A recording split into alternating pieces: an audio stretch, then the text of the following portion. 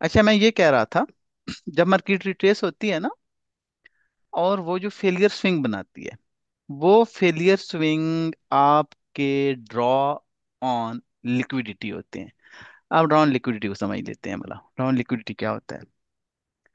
मैं फिर आम जिंदगी से मिसाल दूंगा, आज कामी की बारी है तो उसी का जिक्र कर लेते हैं। कामी गाड़ी में बैठा है ना, आप इससे पूछते हो कि कहाँ जाना है कामी, और कामी कहता है जी मैंने इस्लामाबाद जाना है। अब इस्लामाबाद इसकी डेस्टिनेशन है, मंजिल है, और ट्रेडिंग की जबान में हम कहेंगे ड्रॉ ऑन लिक्विडिटी है, या वो कामी की मंजिल। अब वहां पे जाए या ना जाए, पहुंच पाए या ना पाए, ये एक अलग बात है, बहुत सारे अवामिल हो सकते हैं। अब रास्ते में रास्ते बंद हो सकते हैं, कोई ऐसा कुछ भी हो सकता है रास्ते में, ठीक है, कोई भी ऐसा सीन हो सकता है कि शायद कामी वहां पे ना पहुंच पाए सही अपनी डेस्टिनेशन पे, उसे आधे रास्ते से घर आना पड़े, या उसका माइंड चेंज हो जाए, रास्ता चेंज हो जाए।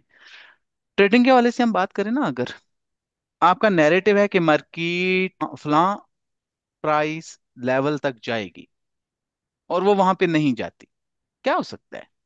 दरमियान में न्यूज आ सकती है, फंडामेंटली दुनिया में कुछ ऐसा हो सकता है।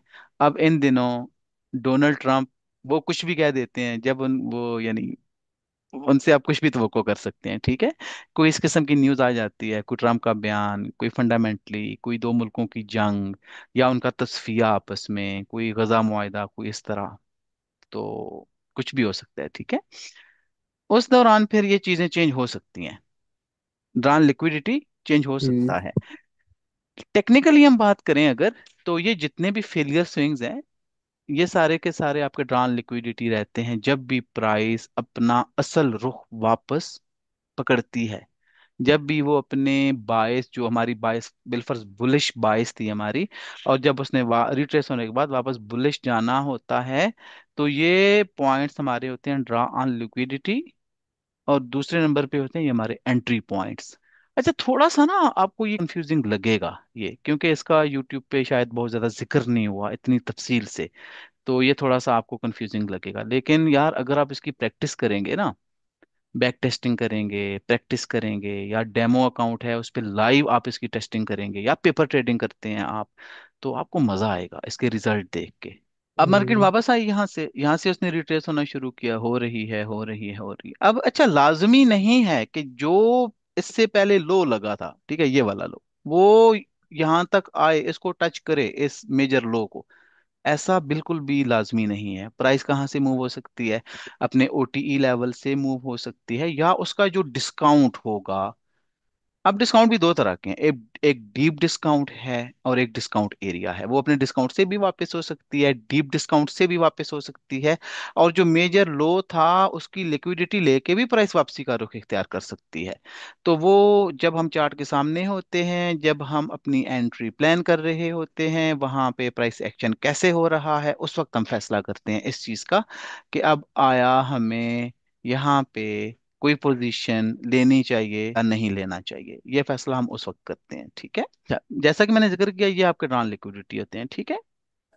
अच्छा, अब मैंने ये ऊपर लिखा है ना, फेलियर स्विंग्स क्या होते हैं, भला लो रेजिस्टेंस लिक्विडिटी होती हैं।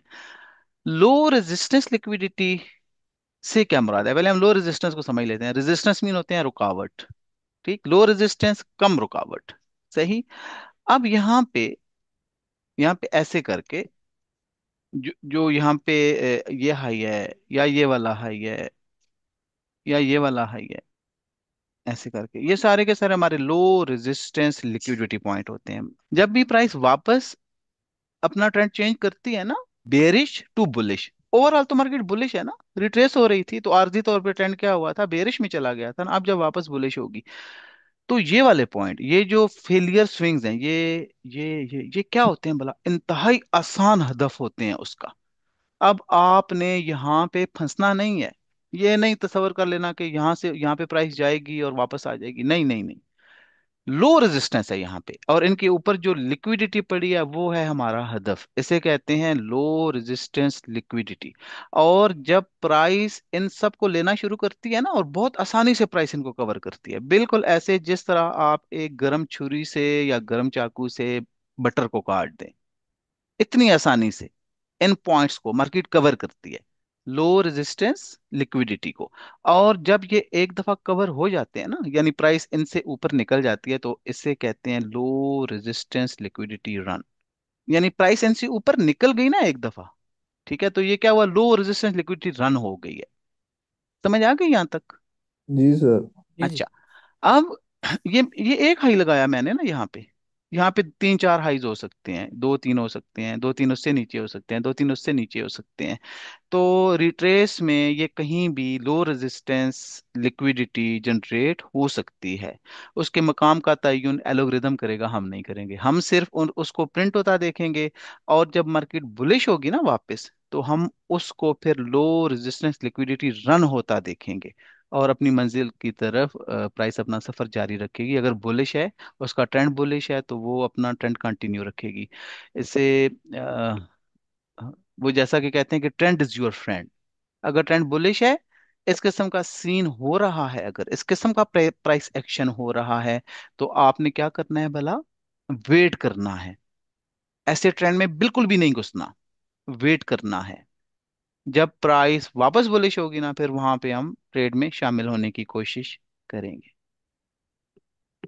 यहां तक किसी का कोई क्वेश्चन है? यानी ये लो रेजिस्टेंस लिक्विडिटी जैसे ही पहले इंसान स्विंग लेते हैं उसके बाद थोड़ा सा रिट्रेस होता है, मार्केट रिट्रेस होती है। देखें, आप पहली क्लास में नहीं थे। हमारे पास ना एक मेजर हाई है, किसी भी बड़े टाइम फ्रेम का हो सकता है, ठीक है, वीकली का, डेली का, 4 घंटे का, हम्म। मंथली हो सकता है, जी ठीक। अब आप किस नेचर के ट्रेडर हैं, कैसे ट्रेडर हैं, ये कोई भी डिसाइड नहीं कर सकता। यानी आप पोजिशनल ट्रेडर हैं, आप स्विंग ट्रेडर हैं, आप डे ट्रेडर हैं, आप हाई फ्रीक्वेंसी ट्रेडर हैं, वो जब आप मार्केट में आएंगे तो तब पता चलेगा। यानी वो आपके अपने तजर्बात की बेस पे होगा, जो एक्सपीरियंस आप इस मार्केट से गेन करेंगे ना, वो तब पता चलेगा। उस हिसाब से ये जो मेजर लेवल्स होते हैं, ये हर बंदे के मुख्तलिफ रहेंगे। अब जो हाई फ्रीक्वेंसी ट्रेडर होते हैं, जो 15 सेकंड की कैंडल को ट्रेड करते हैं, उनके लिए तो ये 5 मिनट का अगर ये है ना, ये वाला लेवल तो हिस्टोरिकल लेवल है, उनके लिए बहुत बड़ा लेवल है, ये उनका मेजर हाई है। और मार्केट की नेचर फ्रैक्टल है ना, बिल्कुल सेम सेटअप जी। आपको मंथली में भी मिलेंगे, वीकली में भी और डेली में भी। ये अब आपकी नेचर पे है कि आप आया मैक्रोस को ट्रेड करते हैं। मैक्रोस एक स्पेसिफिक टाइम विंडो होती है। जो हाई फ्रीक्वेंसी ट्रेडर है ना, वो मैक्रोस को ट्रेड करते हैं। मैक्रोस हम पढ़ेंगे आगे जाके, अभी मैं उस तरफ नहीं जा रहा, बहुत एडवांस टॉपिक हो जाएगा। तो यानी आप हाई फ्रीक्वेंसी ट्रेडर हैं या आप डे ट्रेडर हैं, वो बात की बात है। लेकिन सेटअप ऐसे ही रहेंगे हर जगह। तैयब, आपको समझ आ रही है? जी सर, मैं अभी आया हूँ, माजरत। अच्छा चलें। अच्छा चलें, चार्ट पे जाके देखते हैं। हाँ, एक और चीज जरा मैं यहाँ पे वो जरा आपको बताता चलूं। आईसीटी में बतौर खास, ये जो लो लगते हैं ना, ये वाला लो, ठीक है, कौन सा वाला भला? ये वाला। फिर ये वाला लो, ये लो, ये लो, ये लो, ये लो। इन पे आपने कम तवज्जो रखनी है, बल्कि तवज्जो नहीं रखनी, इन हाइस पे तवज्जो रखनी है, ठीक है। अगर फेलियर स्विंग बन रहे हैं और प्राइस अपने प्रीमियम में है, तो इनको प्रिंट होने दें। जब वो अपने डिस्काउंट में आएगी ना, वो देखें, मैंने उसके लिए फिब की सेटिंग भी कर रखी है, और मैंने आपको बताया भी था ऐसे करके। अच्छा, जब प्राइस ऐसे आएगी ना, अपने डिस्काउंट में आएगी, ठीक है, डिस्काउंट में, तो फिर यहाँ पे हम देखेंगे कि आया हमें क्या करना चाहिए, ठीक। अगर प्राइस अपने डीप प्रीमियम में है या प्रीमियम में है, इनको बिल्कुल आप इग्नोर कर दें, वेट करें। इक्विलिब्रियम से जैसे ही नीचे आएगी, अपने डिस्काउंट एरिया में आएगी, फिर हम देखेंगे कि आया प्राइस एक्शन क्या है। एक और चीज का मैं यहाँ पे जिक्र करता चलूं, कभी भी अपने इमोशंस को ट्रेड ना करें। सही। जब मार्केट यहाँ पे आती है ना, तो कभी भी आप ये ना सोचें कि यार अभी तो इक्विलिब्रियम से नीचे है, डिस्काउंट है, फिर का फलान लेवल है, 0.61 है, 0.78 है, तो मैं चलो यार यहाँ पे एंट्री ले लेता हूँ। और बगैर किसी कॉन्फ्लुएंस के, बगैर किसी आर्गू के कभी भी एंट्री ना करें। और अगर आप करते रहेंगे ना, और प्रॉफिट अगर बनता रहेगा ना, वो आपकी आदत बन जाएगी। एट द एंड आप लॉस में रहेंगे, क्योंकि उस आदत से फिर जान छुड़वाना बड़ा मुश्किल हो जाता है। हर दफा प्राइस वैसा रिएक्ट नहीं करती, हर दफा मार्केट वैसा रिएक्ट नहीं करती, हर दफा प्राइस एक्शन वैसा नहीं बनता। हमेशा यहाँ पे बहुत सारे आर्गुमेंट्स जमा करें। मैंने उस दिन भी आपको बताया था, अगर आप लोगों को याद हो, सर माइकल जी डॉल्सन कहते हैं जिन्हें हम आईसीटी के नाम से भी जानते हैं, वो कहते हैं कि जब आप ट्रेड ले रहे होते हैं ना, आप ग्रे एरिया में होते हैं, ना ब्लैक में होते हैं ना वाइट में होते हैं। यानी कोई, आप वहां पे डिसाइड नहीं कर सकते, ब्लैक एंड वाइट नहीं कह सकते, ब्लैक और वाइट आप डिसाइड नहीं कर सकते, आप ग्रे एरिया में हैं। यानी मैं अगर आपको थोड़े आसान अल्फाज में समझाऊं तो बिल्कुल एक धुंधला सा मंजर है, आप नहीं कह सकते कि प्राइस ऊपर जाएगी या नीचे जाएगी। अब वहां पे कॉन्फ्लुएंस ऐड होते हैं ना, अगर वहां पे पीछे कोई मिटिगेशन ब्लॉक है, कोई ब्रेकर ब्लॉक है, कोई फेयर वैल्यू गैप है, इसका फिर का ओटीई लेवल है, और वहां पे फिर इसके अलावा बीपीआर बन गया, ठीक, या रीडिलीवर्ड रीबैलेंस्ड, वो अगर आपको पता है, तो ये चीजें अगर वहां पे प्रिंट हो रही हैं तो फिर आपके पास कॉन्फ्लुएंस बढ़ते चले जाएंगे। देखें, जहाँ पे आप ट्रेड लेने लगे हैं वहां पे कामयाबी की शरह 50% है, लेकिन अगर आपके पास कॉन्फ्लुएंस है, आप वहां पे चीजें अलाइन हो रही हैं। सबसे पहली चीज अलाइन क्या होगी? आपके टाइम अलाइन होंगे, आपका जो हायर टाइम फ्रेम है और जो इंटरमीडिएट टाइम फ्रेम है और जो आपका एंट्री टाइम फ्रेम है, अगर वो आपस में अलाइन है तो ये सबसे बड़ा कॉन्फ्लुएंस है। आपकी जो ट्रेड विनिंग की रेशियो है, ट्रेड विन करने की जो रेशियो है, आप उसे कह सकते हैं वो 55% है। अब अगर वहां पे कोई मिटिगेशन ब्लॉक है, कोई ब्रेकर ब्लॉक है, कोई बीपीआर है, कोई institutional order for entry drill है, कोई इस टाइप की चीज मिल जाती है, तो वो 60% हो जाएगा। फिर इसी तरह ना जी आपकी जो प्रोबेबिलिटीज हैं वो बढ़ती चली जाती हैं, जैसे जैसे आर्गूमेंट्स, आई वांट टू से आर्गूमेंट्स वहां पे ऐड होते जाते हैं, कॉन्फ्लुएंस ऐड होते जाते हैं, तो ट्रेड लेने की प्रोबेबिलिटी बढ़ती चली जाती है। तो जब तक प्रोबेबिलिटी बढ़ ना जाए आप ट्रेड में एंटर ना हो। इससे पहले अगर वहां पे आप 50% पे ही रहते हैं, यानी आप ग्रे एरिया में हैं और आप बाकी चीजों को नहीं देख रहे, तो फिर आपके एसएल होने के चांसेस ज्यादा बढ़ जाते हैं। और हमारे तो शहजादे एसएल भी नहीं लगाते, वैसे ही एंटर कर देते हैं, एसएल का पता ही नहीं होता, कहते हैं अरे वापस आ जाएगी। और इस मार्केट का एक बड़ा मसला ये भी है ना कि जब आप एसएल नहीं लगाते तो ये मार्केट आपको रिस्पेक्ट देती है शुरू शुरू में, बाई नेचर। तो फिर बंदा सोचता है यार पिछली दफा तो मैंने एसएल नहीं लगाया था, और जितने लोगों ने एसएल लगाए थे उनके तो मार्केट ने एसएल ले लिए, लेकिन मेरा एसएल नहीं लिया, और वापस उसी डायरेक्शन में गई जिस डायरेक्शन में मैं सोच रहा था, और मैंने इतना प्रॉफिट बना लिया, तो मैं इन सबसे बेहतर हूँ। हर दफा मार्केट नहीं करती ऐसा। हो सकता है एक दफा, दो दफा, तीन दफा आप लोगों को रिस्पेक्ट दे और उसके बाद आपका वो अकाउंट ही वाश कर दे, वापस ही ना आए। आज का हमारा जो टॉपिक है ना, फेलियर स्विंग्स की बात हो रही है, ठीक है, सिर्फ मैं कोई भी फालतू की चीज यार ऐड नहीं करूंगा जिससे बहुत ज्यादा पेचीदा हो जाए लेक्चर। जरा चलते हैं चार्ट पे। चलें यार, ये एक मेरे सामने आ गया, यहीं पे देख लेते हैं, ठीक है। बेसिकली मार्केट में अगर बाय मॉडल है ये, वो भी इंशाल्लाह हम पढ़ेंगे। तो यहाँ पे हम फेलियर स्विंग्स को देखते हैं। अच्छा ये देखें, ये एक हमारे पास ना हिस्टोरिकल लेवल है, ये डेली का लेवल है, ठीक है, डेली का। अब प्राइस यहाँ से नीचे आ रही थी, ये देखें, ये सारे, ये जितने भी स्विंग्स हैं ये सारे के सारे फेलियर स्विंग हैं। ये देखें, ये फेलियर स्विंग्स बनाए हैं मार्केट ने। जब मार्केट ने इनको जाके ग्रैब करना शुरू किया तो कितनी आसानी से किया, बहुत ज्यादा लिक्विडिटी जनरेट हुई यहाँ पे, और एक ही जस्त में ना इन सबको ग्रैब कर लिया, इन सबको। यानी अगर आप देखें, मैं अगर लेवल यहाँ पे ड्रा करूं ऐसे करके, ये चीजें आपको थोड़ी सी, आप कहेंगे यार ये पढ़ने में मुश्किल हो रही है, लेकिन ये चीजें आपके बहुत ज्यादा काम आएंगी। ये ये आखिरी था फेलियर स्विंग। तो ये देखें कैसे एकदम से ना मार्केट ने इन सारे फेलियर स्विंग्स को ग्रैब किया। कुछ इस लेवल ने किए थे, और फिर बाकी जो कसर रहती थी वो इस, ये जो मूव आया था वो इसने निकाल दी।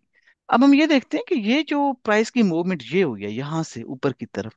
अच्छा, ये नहीं कि जहां से मर्जी प्राइस मूव होना शुरू हो जाती है, ठीक है, बहुत सारे फेलियर स्विंग बनेंगे और एकदम से ना प्राइस मूव हो जाएगी। जब प्राइस अपना रुख चेंज करती है, बेरिश से बुलिश ट्रेंड में जाती है, तो हमारे पास कोई ना कोई ठोस वजह होनी चाहिए, कोई ना कोई ऐसा लॉजिक होना चाहिए जो हमें समझ में आ रहा हो। अब अगर ये जो फेलियर स्विंग्स हैं, ये मार्केट ग्रैब करेगी, इन फेलियर स्विंग्स को रन करेगी, यानी यहाँ पे लो रेजिस्टेंस लिक्विडिटी रन होगा, और हम वहां पे एंट्री भी लेंगे, तो अब आंखें बंद करके तो एंट्री नहीं ले लेंगे ना। हमें इससे पहले क्या हुआ था, मार्केट कहाँ से अपना रुख तब्दील कर रही है, उन चीज़ों पे हमारी नज़र रहना चाहिए। कौन से ऐसे पॉइंट्स हैं जहाँ से मार्केट रिवर्सल ले रही है, तो इन चीज़ों पे हमारी नज़र रहनी चाहिए। अब ये पॉइंट है, अब चूंकि हमारे सामने नहीं है, लेकिन हम जाके देखते हैं कि आया इससे पहले कोई फेयर वैल्यू गैप है, या कोई डेली या वीकली का ओबी पड़ा है। सही, तो देखते हैं जरा, थोड़ा सा ना आप इनका जिक्र करते हैं यहाँ पे। प्राइस ने फेलियर स्विंग्स की लिक्विडिटी प्राइस ने ले ली, लेकिन अब ये तो नहीं ना कि वैसे ही रिवर्स हो गई हर जगह से, जहां से मर्जी प्राइस रिवर्स हो जाएगी, नहीं, ऐसा नहीं है। हर चीज के पीछे कोई ना कोई लॉजिक है। तो जो सबसे पहला रीडिलीवर्ड रीबैलेंस, कुछ लोगों को मैंने पढ़ाया हुआ है, और कुछ लोग जो नए हैं ना उनको पढ़ाऊंगा, ठीक है। ये बड़ा ही जबरदस्त कॉन्सेप्ट है, लेकिन अभी मैं इसकी डिटेल में नहीं जा रहा। सही, हम अपना जो आज का हमारा मौजू है फेलियर स्विंग्स का, हम उससे ना थोड़ा दूर हो जाएंगे। तो इस चीज़ का मैं जिक्र नहीं कर रहा। यूट्यूब पे ना एक लड़के का चैनल था, उसका मैंने व्हाट्सएप ग्रुप ज्वाइन कर लिया, और उस ग्रुप में मैंने ये ट्रेड शेयर की थी। लेकिन उसमें मेरे से कुछ वॉइस नोट भी थे, मैंने बताया था कि ये ट्रेड मैंने यहाँ पे क्यों ली, खुद ली, और वहाँ पे शेयर की कि आप लोग भी ले सकते हैं। लेकिन उन्होंने, वो उसका जो एडमिन था उसने इतराज़ लगाया, उसने कहा जी सिर्फ चार्ट काफ़ी है, बिल्कुल बोलने की किसी को इजाज़त नहीं है। मैंने ग्रुप लेफ्ट किया, और उसके कोई ग्रुप ज्वाइन नहीं किया। वैसे ज्वाइन नहीं करना चाहिए था, गलती हुई। बहरहाल चले। अच्छा, ये जो कॉन्सेप्ट है ना, ये आप देखिए, जो लेवल लगे हैं 0 से लेकर 1 तक, और इनमें 3 लेवल्स हैं, 0.25, 0.5 और 0.75, ये प्रीमियम विक के हैं, ये भी हम पढ़ेंगे। अब देखें, प्राइस आई ना, एक तो उसने दो चीजों को रिस्पेक्ट दी, एक RDRB, री डिलीवर्ड रीबैलेंस्ड जो एरिया था, प्राइस ने इसको क्रॉस नहीं किया, उसके अंदर अंदर क्लोजिंग दी उसने। एक तो हमारे पास इंतहाई मजबूत कॉन्फ्लुएंस था, इंतहाई मजबूत ये शहादत थी यहाँ पे कि प्राइस यहाँ पे रिवर्स करेगी। दूसरे नंबर पे जो दूसरा कॉन्फ्लुएंस ऐड हुआ वो थी प्रीमियम विक। अब देखें, 0.5 जो उसका लेवल है, 0.5, उसको भी मार्केट ने अप्रोच नहीं किया, उससे ऊपर ऊपर ना रिवर्सल स्टार्ट हो गई है। चलें, ऐसे था कि जब ये यहाँ पे रिवर्सल हो रही थी, तो उन दिनों शायद हम इकट्ठे नहीं थे, लेकिन होते ना तो ये चीज़ें देख के आपको बड़ा मज़ा आता। और अगर आप लाइव रहेंगे, लाइव क्लासों में आते रहेंगे, तो यही चीजें आपको देखने को मिलेंगी। इसलिए मैं कहता होता हूँ आप लोगों से कि सिर्फ कोर्स कर लेने से कुछ भी नहीं होता। जब आप लाइव आके बैठते हैं, लाइव मार्केट को प्रिंट होता देखते हैं, कैंडल्स को प्रिंट होता देखते हैं, वहां पे जो चीजें आपको समझ आएंगी ना, वो शायद क्लास में भी समझ ना आए। और अगर क्लास में आपका कॉन्सेप्ट क्लियर है, उन चीजों की वहां पे इम्प्लीमेंटेशन मसला हो जाती है। आप जो नए नए लोग होते हैं ना, उन्हें अपने सेटअप्स पे यकीन नहीं होता कि ये सेटअप चलेगा या नहीं। तो वो यकीन, उस यकीन को, यानी क्या कहते हैं, मजबूत रखने के लिए या उस पे कायम रहने के लिए फिर लाइव मार्केट जरूरी है। इस वजह से लाइव जरूर आया करें। अब देखें, यहाँ से मार्केट मूव हुई, और इसका टारगेट क्या रहता है? जब भी फेलियर स्विंग्स ग्रैब होते हैं ना, फेलियर स्विंग्स जब ग्रैब होते हैं, टारगेट होता है जहां से मार्केट ने मूव स्टार्ट किया था ना, जहां से मार्केट ने मूव स्टार्ट किया था उसका हाई, ये। और इसको कहते हैं, वैसे एक है ये भी ऊपर, इक्वल हाइज भी थे। अच्छा, इसको ये बनता है market maker buy model. Market maker buy model हमारे आने वाली क्लासों का हिस्सा रहेगा, और सबसे ज्यादा जो हमारी तवज्जो रहेगी वो इसी चीज पे रहेगी, मार्केट मेकर बाय मॉडल पे। मार्केट मेकर सेल प्रोग्राम और मार्केट मेकर बायो प्रोग्राम में ही हमारी ट्रेड्स फाइनल होती हैं। यानी जब तक मार्केट मेकर बाय मॉडल मुकम्मल नहीं हो जाता, हमें मुसलसल ट्रेड्स मिलती रहती हैं बाय की। और इसी तरह जब तक market maker sell program complete नहीं हो जाता, हमें सेल की ट्रेड्स मिलती रहती हैं मुकम्मल। वो आने वाली क्लासों का हिस्सा रहेगा। आज की क्लास थोड़ी बोरिंग है आप लोगों के लिए, लेकिन यार इसको बार बार देखिएगा, नोट डाउन कीजिएगा। और पिछली क्लास में मैंने कहा था ना, हर वो चीज आपको करना पड़ेगी जो आपको अच्छी नहीं लगती। मसलन इतना बोरिंग कंटेंट, उसको देखना, समझने की कोशिश करना, ये मसला रहेगा आपके लिए, लेकिन करना पड़ेगा आपको। यहाँ तो कोई क्वेश्चन है किसी का यार? No sir. है इतने लायक, समझ भी आ जी गई। सर। Yes sir. अच्छा चले, मैं खुलासा करता हूँ आज का जो टोटल हमारा लेक्चर था ना, वो ये था। जब भी आप चार्ट पे आए, पीसी ऑन करें, चार्ट पे आए, आपको बायस का पता हो, आपको नैरेटिव का पता हो। अब प्राइस वहां पे जाती है नहीं जाती, इस चीज को रहने दें। उसके लिए मैंने कहा ना, कोई ऐसी न्यूज़ आ सकती है, कोई फंडामेंटली कुछ ऐसा हो सकता है, कुछ ट्रम्प कुछ बोल दे, कुछ भी हो सकता है, ठीक है। लेकिन आपका नैरेटिव क्लियर रहना चाहिए। आपको पता हो कि हाँ जी, प्राइस यहाँ पे जा सकती है, चलो हम फैसला तो नहीं कर सकते, लेकिन हमें ये पता हो कि ज्यादा चांस है कि प्राइस यहाँ पे जाएगी, ये आपका नैरेटिव है। और वही, उसके लिए क्या चीज होना जरूरी है कि आपकी बाइस क्लियर हो, आपको बाइस का पता हो कि मार्केट बुलिश ट्रेंड में है, बेयरिश ट्रेंड में है, मार्केट की बाइस क्या है। बाइस मीन होते हैं सिमत, डायरेक्शन, किस सिमत में जाना है मार्केट में, ठीक है, उसे बाइस कहते हैं। तो इन चीजों के बारे में पता होना चाहिए। फिर जब आपका नैरेटिव बिल्ट हो चुका होगा, जब आपका ड्रॉ ऑन लिक्विडिटी, यानी आपको अपनी डेस्टिनेशन का पता होगा, मैंने आम जिंदगी से मिसाल दी उससे पहले, जब आपको डेस्टिनेशन का पता होगा, जब आपका नैरेटिव बिल्ट हो चुका होगा, तो फिर चार्ट पे जो चीजें प्रिंट होंगी ना, फिर वो आपसे बातें करेंगी। फेलियर स्विंग्स, हाइज लोज, ट्रैप्स, कहाँ कहाँ पे लिक्विडिटी जनरेट हो रही है, कहाँ कहाँ पे ऑर्डर बिल्ड हो रहे हैं, हर चीज के बारे में आपको पता चलेगा। लेकिन ये चीजें एकदम से नहीं सीख जाता बंदा, इसके लिए टाइम चाहिए, आपको टाइम देना पड़ेगा चार्ट को। और ये आपका पैशन हो, सोशल मीडिया से दूर हो जाएं, और ये जितने भी दो नंबर हैं मेंटोर्स, इनसे दूर हो जाएं यार। अपने काम पे फोकस करें, अपनी लर्निंग पे फोकस करें, चार्ट को टाइम दें, बैक टेस्टिंग करें, पेपर ट्रेडिंग करें, डेमो में करें, टाइम दें इसे। अपनी नजरों को ट्रेन करें, अपने माइंड को तरबियत दें। ये थोड़ी सी ना बात हट के है, ठीक है, लेकिन वाकई हमें अपने माइंड को भी तरबियत देना पड़ती है यहाँ पे। अपने असाब पे काबू रखें, अपने जज्बात पे काबू रखें। और जो बर्दाश्त ट्रेडिंग की दुनिया में आती है ना, वो जिंदगी के किसी और शोबे में फिर कम ही सीखता है बंदा। ये था जी आज का लेक्चर। उम्मीद है आपको अच्छा लगा होगा, ना चाहते हुए भी ना ये आपको अच्छा लगना चाहिए। यूट्यूब पे भी शायद ज्यादा व्यूज नहीं आएंगे इसके, क्योंकि ये बोरिंग है। लेकिन ये तीसरी ऐसी क्लास थी या दूसरी थी आई थिंक, इस ये जो हमारी एक नई सीरीज चल रही है। फालतू की चीजें हम नहीं पढ़ेंगे बिल्कुल भी, मैं नहीं उलझाऊंगा आपको। टू द पॉइंट होंगी और हाई लेवल की चीजें होंगी। और इनको लाइव ट्रेड में जब आप आएंगे, जब आप आते हैं, जो हम रोजाना लाइव ट्रेड करते हैं, वहां पे इन चीजों को आप प्रिंट होता भी देखेंगे, खुद एक्सपीरियंस भी करेंगे इन चीजों का। चलिए भाई, ये जब मार्केट मसलन अप ट्रेंड में हमने वो डीलिंग रेंज लगाई है तो मार्केट नीचे हमारे डिस्काउंट एरिया में आते हैं और उससे ऊपर उठती है। लेकिन हम लो टाइम फ्रेम में जाते हैं तो वहां से हमें वो CIST वगैरह से हमारा एक ऐसा लेट हो जाता है और उसके बाद जो दूसरा बनता है हम उस पर भी ट्रेड कर सकते हैं फिर। बिल्कुल कर सकते हैं। परसों ऐसे ही हुआ ना, बल्कि आई थिंक कल, कल हमारा एक एसएल हुआ, उसमें खैर थोड़ी गलती भी थी, लेकिन था वो लेवल। मार्केट ने एक दफा सीएसटी किया, उसको फेल कर दिया। दोबारा वहीं से एंट्री की, और वहां से अब पता नहीं 1:50 तक मार्केट चली गई। जो गुजरा हुआ कल था। अगर एक दफा आप ट्रैप हो जाते हैं ना वहां पे, अब हंड्रेड जी जी। परसेंट तो कोई भी नहीं है ना।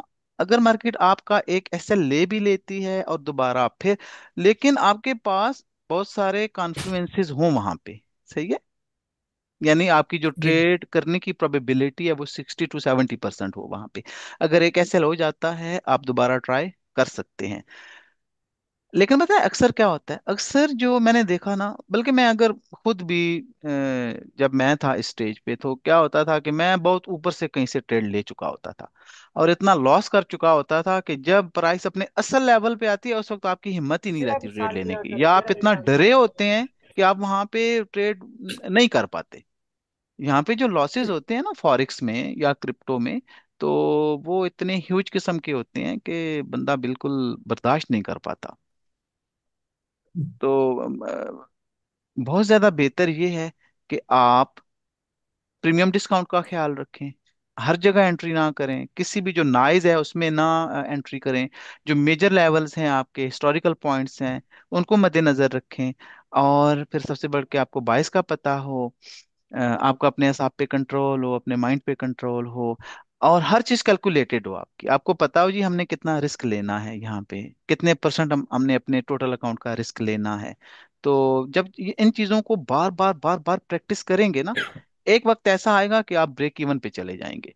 इस मार्केट में जो पहली कामयाबी है वो ये है कि इतने जहीन दिमागों से, आर्टिफिशियल इंटेलिजेंस से, एल्गोरिदम से, डाटा साइंटिस्ट से, और हेज फंड्स से, स्मार्ट मनी से आप अपने $100 को, $500 को, $1000 को, $5000 को बचा के रखते हैं। ये पहली कामयाबी है कि वो चाहते हुए भी ना आपसे आपका पैसा नहीं छीन पाते। ये पहली कामयाबी होती है। यानी पहली कामयाबी क्या है भला? आप ब्रेक इवन पे रहते हैं, आप अपने अकाउंट को हम्म। बचा लेते हैं। तो इसके बाद जब आप इस स्टेज पे आ जाते हैं ना कि आप अपना पैसा उन्हें नहीं देते, उसके बाद फिर प्रॉफिट बनना शुरू हो ही जाता है। आई थिंक आज के लिए इतना काफी है। कल मिलते हैं इंशाल्लाह एक नए मौजू के साथ। कल पता है हमारा मौजू क्या रहेगा? कल हमारा मौजू होगा हाई रेजिस्टेंस लिक्विडिटी, और वहां पे फिर हम एंट्रीज भी देखेंगे। सही, हाई रेजिस्टेंस लिक्विडिटी क्या जी। होती है, वहां पे हम एंट्रीज भी देखेंगे। उम्मीद है आप लोग तवज्जो देंगे, प्रैक्टिस करेंगे, सीखेंगे। चलिए जी, ऑल द बेस्ट। जी सर। कल मिलते हैं इंशाल्लाह। मतलब अल्लाह हाफिज। चले अल्लाह। अल्लाह हाफिज।